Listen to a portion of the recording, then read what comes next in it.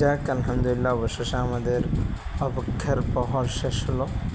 আমাদের যে এক জোড়া রেড শেডের মল্টিং ছিল সেটা আল্লাহর রহমতে এখন 10 পর কমপ্লিট করে একদম নিউ মেডেল। আসসালামু আলাইকুম ইব্রাহিম, কি অবস্থা, কেমন আছেন? আমাদের ফিল্ডব্যাক্স লাভার্স ভিডিওর পক্ষ থেকে আপনাদেরকে স্বাগতম। তো আজকে আমরা আপনাদের সামনে আবার আমাদের ওই পেয়ারটা নিয়ে এসেছি, যে পেয়ারটা আমরা আপনাদেরকে বলেছিলাম যে রেডি হচ্ছে, ইনশাল্লাহ ভিডিওতে আসবে। তো আমাদের পেয়ারটা মোল্ডিং শেষ করে 10 পেয়ার মোল্ডিং শেষ করে একদম কমপ্লিটলি ইনশাল্লাহ এখন সম্পূর্ণ নিউ একটা পেয়ার হয়েছে।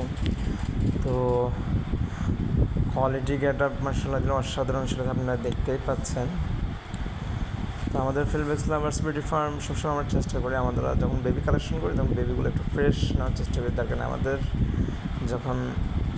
যখন বড় হয় তখন আমাদের ভালো একটা কোয়ালিটি আসে, এবং আমরা তাদেরকে বাইরে আবহাওয়া বা খাবার দাবার ওগুলো একটু খুব করি। আসলে এটা এই জন্যই বললাম, অনেকে জিজ্ঞেস করে ভাই আপনার কবুতরগুলো এর তো ভালো কীভাবে হয়।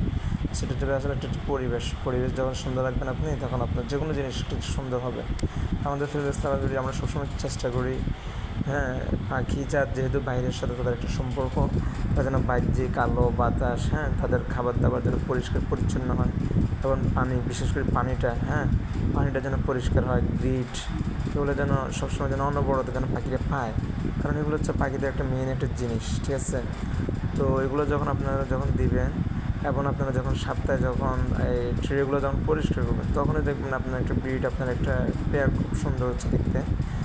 তো আমরা ফিল্ডব্যাক্স লাভার্স ভিডিও আমরা সবসময় চেষ্টা করি আমাদের পাখিগুলোকে যত্ন সহকারে রাখতে, কবুতরগুলোকে যত্ন সহকারে রাখতে। আল্লাহ তাআলার শুকর, আমরা যত্ন সহকারে রাখি এবং আল্লাহ তাআলা আমাদেরকে ওই পরিমাণে বরকত দেয়। তো আপনারা আমাদের জন্য দোয়া করবেন। যারা আমাদের ভিডিও ইউটিউব থেকে দেখতেছেন অবশ্যই সাবস্ক্রাইব করে দিবেন।